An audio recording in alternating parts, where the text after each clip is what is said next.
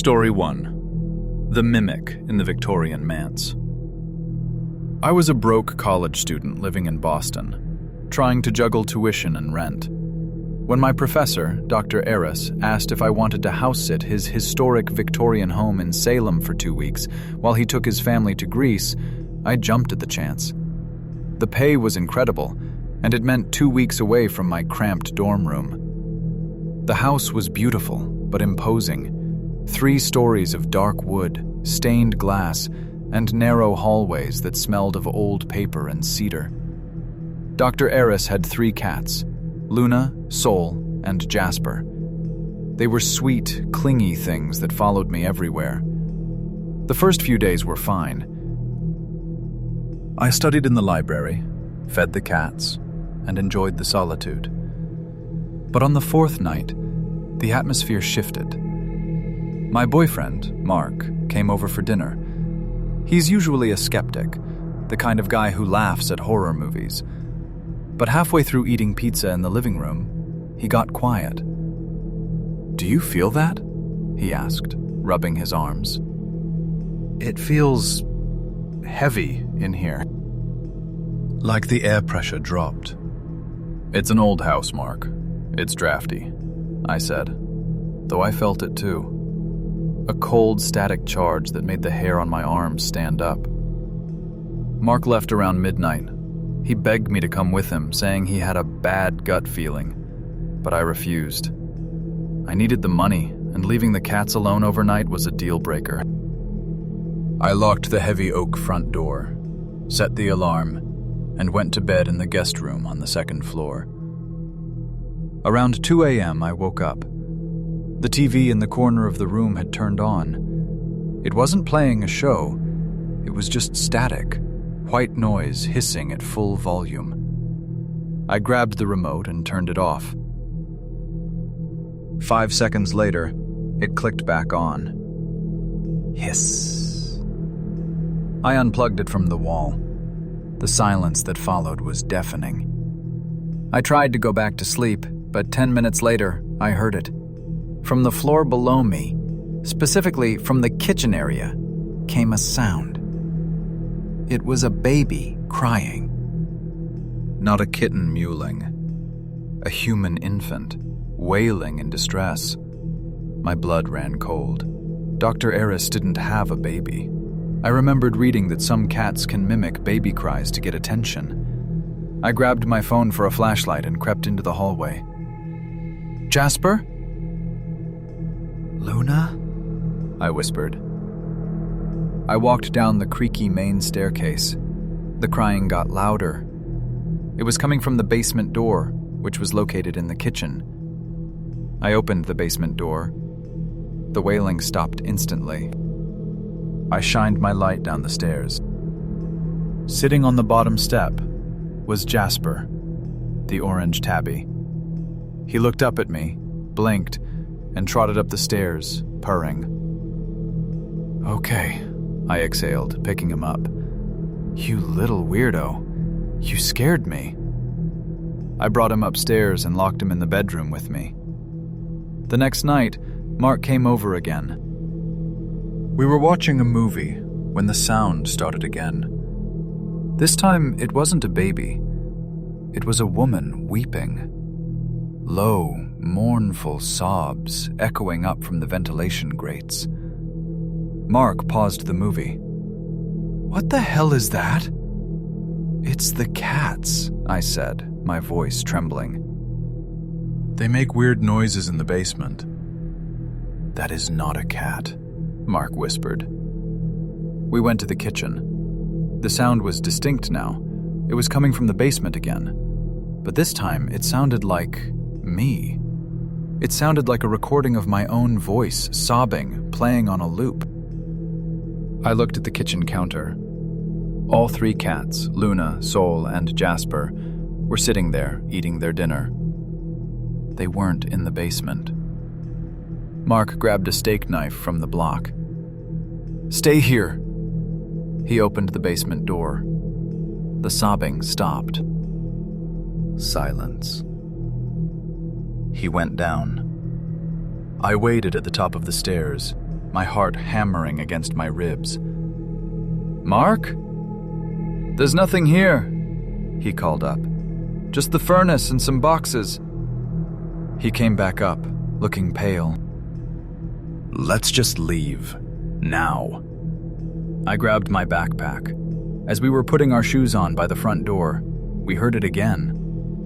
But it wasn't coming from the basement this time. It was coming from the guest bedroom upstairs, the room we had just left. It was Mark's voice. "Babe, are you ready to go?" Mark was standing right next to me. We stared at each other, eyes wide with terror. Then, from the top of the stairs, we heard heavy, wet footsteps running toward the landing. We didn't wait to see what it was. We burst out the front door and sprinted to his car. I came back the next day, in broad daylight, with Mark and his brother to get my stuff and feed the cats. We found the basement window broken from the inside. Dr. Eris came home early. When I told him what happened, he went pale. He told me that before he bought the house, it had been a makeshift boarding home for psychiatric patients in the 50s. He said the neighbors often heard echoes from the property. I don't know if it was a ghost, a squatter with a talent for mimicry, or something worse. But I know one thing. Whatever was in that house wanted to lure us into the dark by sounding like something we loved. Story 2. The Caller in the Blizzard. Đã rõ, đây là câu chuyện bạn cung cấp, được định dạng theo quy tắc. Thêm tag, vào đầu mỗi 7 câu kết thúc bằng dấu chấm, chấm hỏi, chấm than, và đặt trong khối mã để tiện sao chép. My name is Sarah. This happened back in 2018, when I was a sophomore in college. I go to school in Boulder, Colorado, and for winter break, my roommate Jenna and our friend Becca decided to take a house-sitting gig for Jenna's wealthy aunt in Aspen. The house was less of a house and more of a fortress made of glass and stone. It sat on a ridge overlooking the valley, completely isolated from the neighbors by acres of pine forest. It came with a hot tub, a massive fireplace, and a goofy, lovable golden retriever named Barnaby. On our second night, a massive blizzard rolled in. The roads were dangerously icy, and the wind was howling against the floor-to-ceiling windows. We decided to stay in, drink wine, and binge-watch horror movies. Ironic, I know. Around 11:30 p.m., the house phone rang. It startled us because, honestly, who has a landline anymore? And it was an old-school rotary phone that sat on the kitchen island as a decoration. Jenna picked it up. "Hello?" She listened for a moment, her brow furrowing. No, my aunt isn't here. Who is this?" She put it on speaker so we could hear. A man's voice crackled through the line. He sounded calm, but there was an edge to it. "I found a wallet at the Conoco station down on Main Street. It has your address on the license. I need you to come pick it up." "We can't," Jenna said.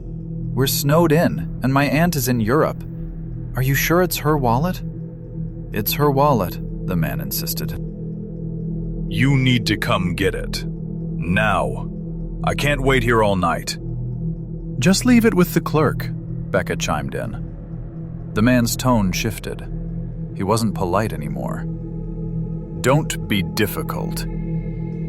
Get in the car and come down here. It's important." The way he said, "get in the car," sent a chill down my spine.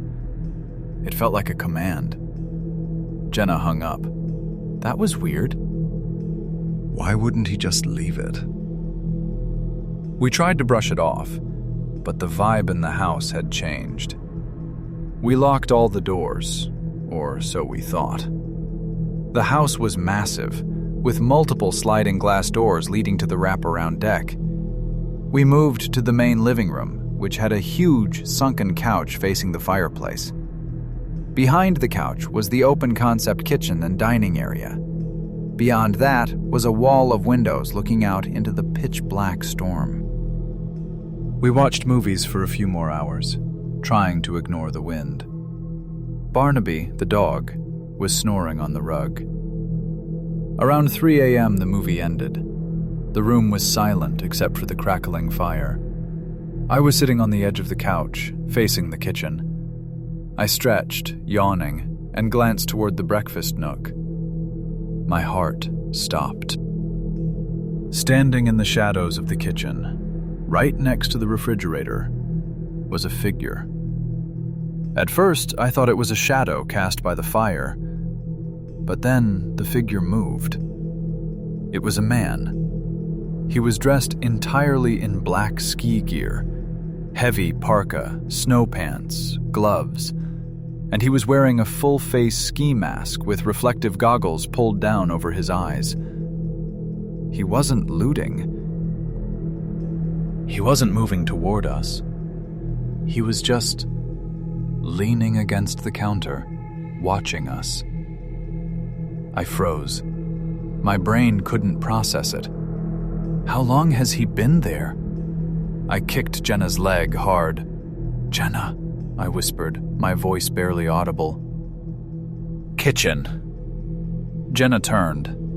She didn't scream. She gasped, a sharp intake of air that sounded loud in the silent room.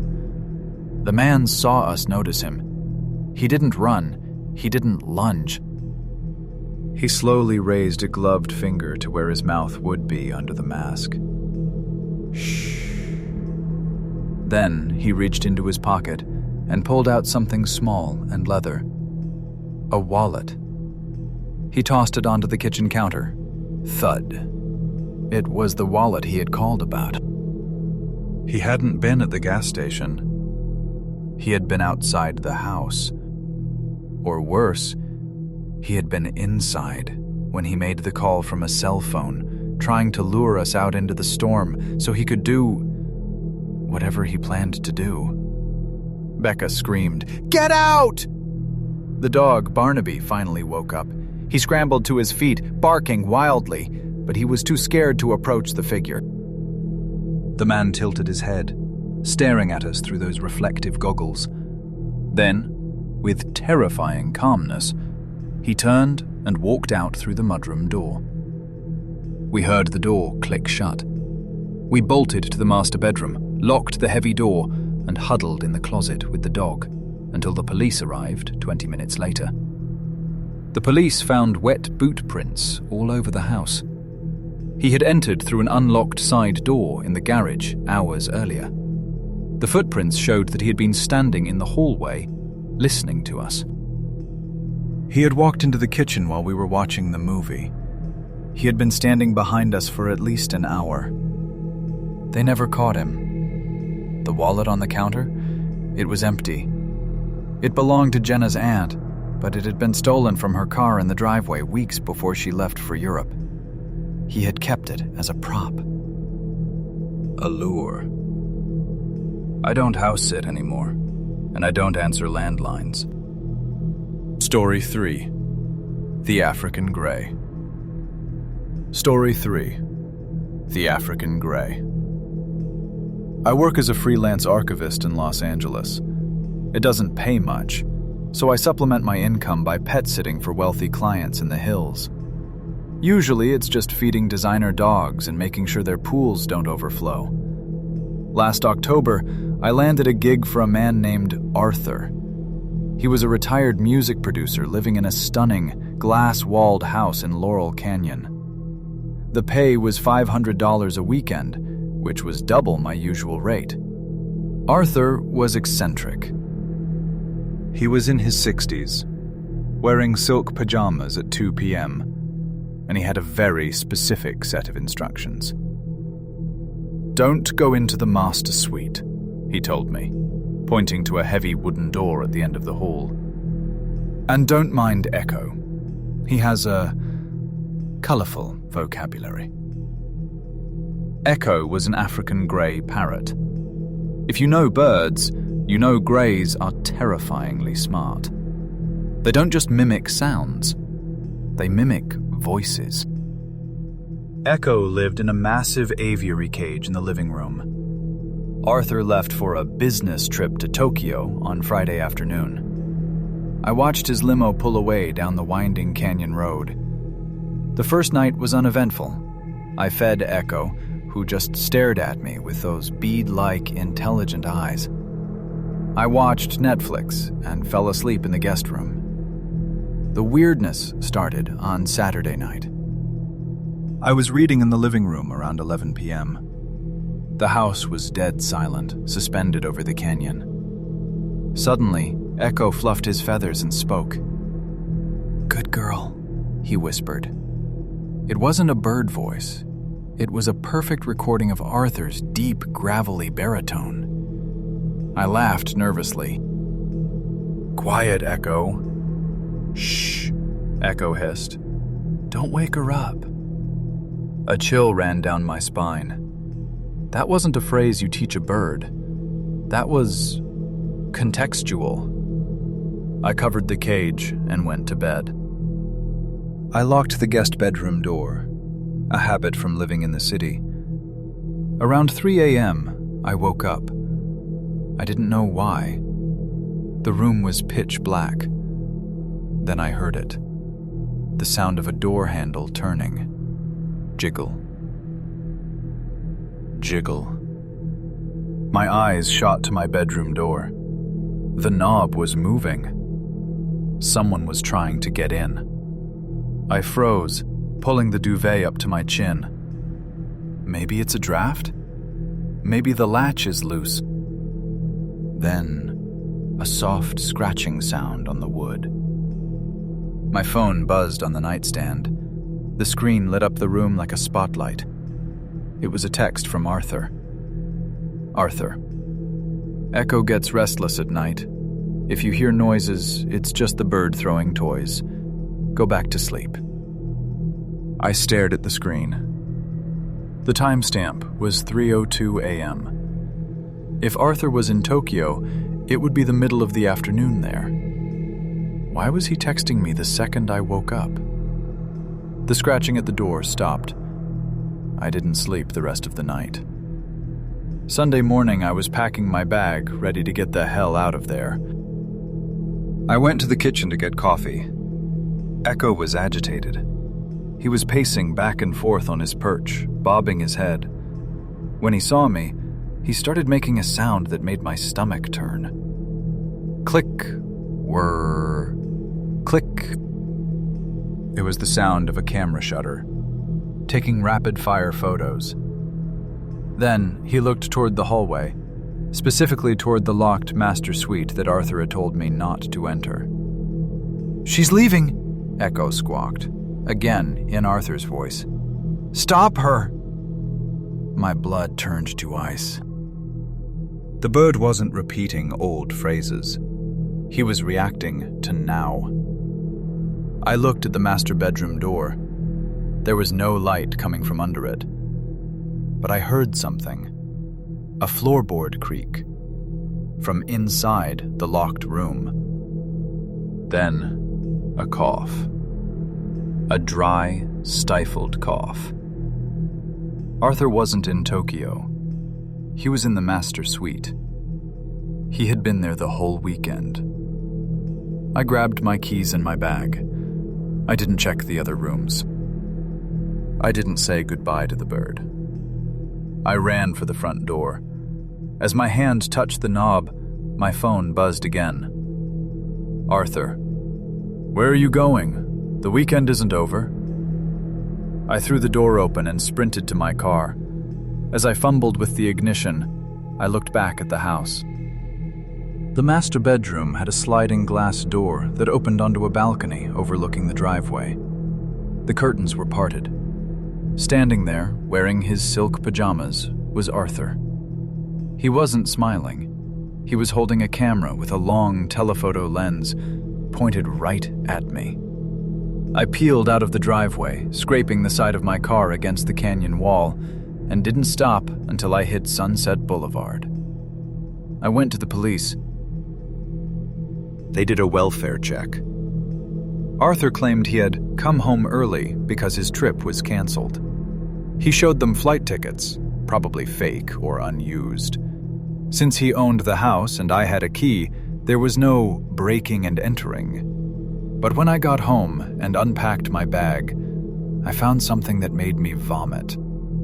Tucked into the pocket of my jeans was a single gray parrot feather and a Polaroid photo. It was a picture of me, sleeping in the guest bed, taken from the doorway. The timestamp was 3:05 a.m. that morning. He had unlocked my door while I was paralyzed with fear. He had come in. He had watched me. And the only reason he didn't do more was because his bird warned him I was waking up.